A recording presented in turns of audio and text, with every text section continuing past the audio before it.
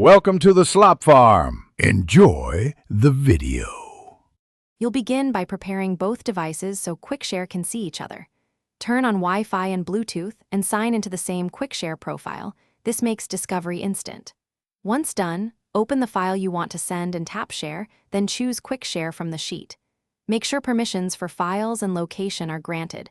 Without them, transfers will fail. Don't pause. Select Recipient Device from the list that appears and tap Send to start the connection process. Now you'll control how files move. Select multiple images, videos, or a folder. QuickShare supports batch transfers so you don't repeat steps. Choose transfer mode, high speed for big files or battery saving for longer sessions to balance time versus power.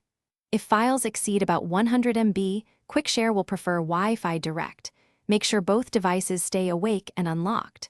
Once you confirm the selection, press Send and watch the progress indicator. It shows speed and estimated remaining time.